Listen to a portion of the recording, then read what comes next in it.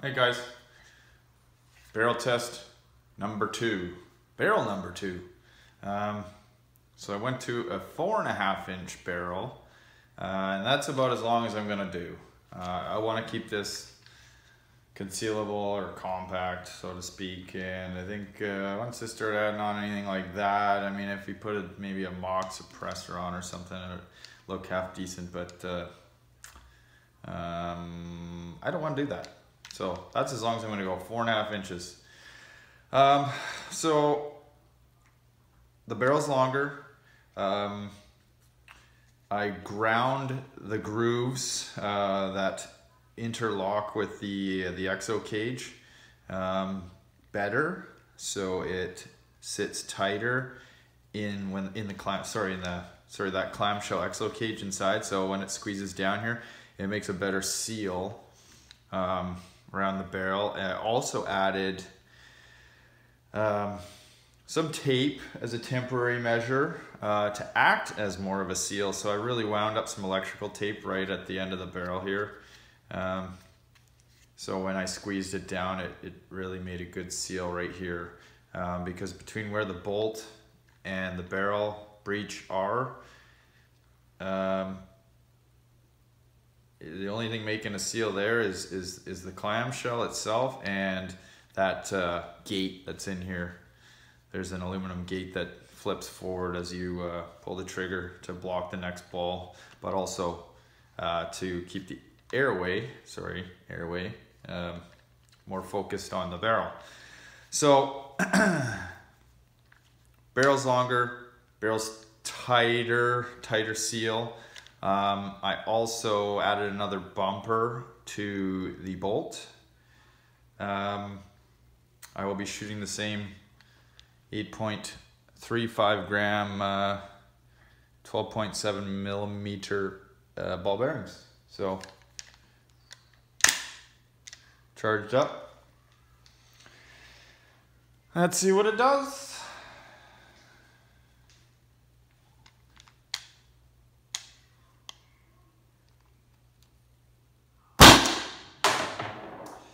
.252. Holy Jesus. Yeah. Whoa.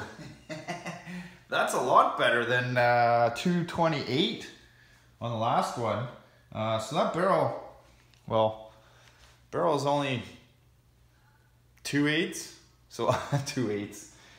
So what is that? quarter inch bigger than it was last. There's no way that added that much. I think this seal here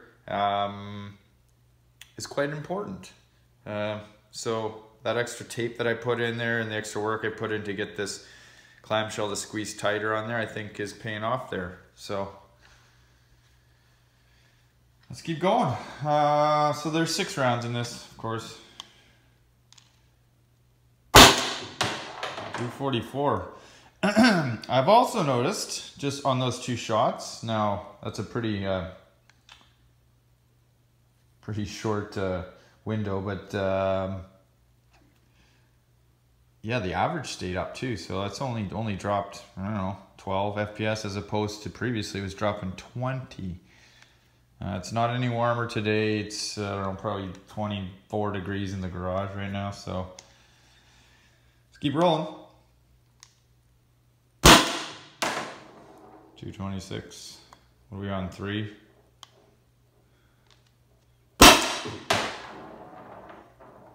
.206. So there's, I can feel it dropped quite a bit on that one.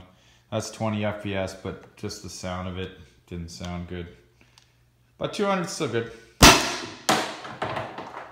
204. Got one more in there. 196.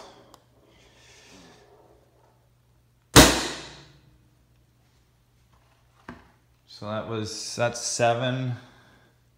Actually, you know what? 7 shots. Just curious how many I was getting on the CO2, because previously I could only get 6. So I'm just holding this. It doesn't go in. It won't make contact with my with this door anymore. So I really probably don't have to hold it, but I don't want to dry fire it into the air. So we were on, that was 7 shots, 8, 9, 10, 11. And those last 3 were pretty weak, so 11. But with all those gaping holes I had before, it was 6 rounds and literally the trigger wouldn't pull anymore. So that has improved greatly. 252. I don't know what that is.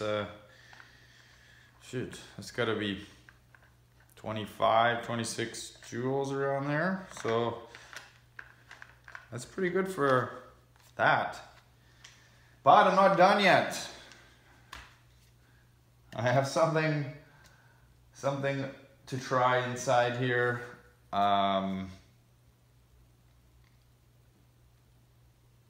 It may permanently disable this marker.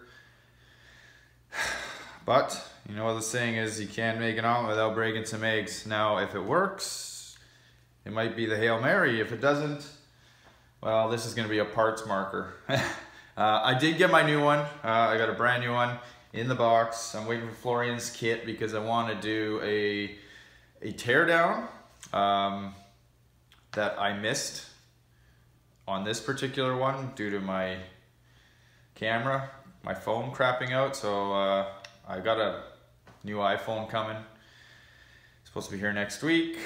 So in the meantime, I'm limping this thing along, and yeah, in any case, I'll do a complete teardown, the HDP 50 to remove the block, and also shooting with Florian's new kit. So really curious to see how that functions.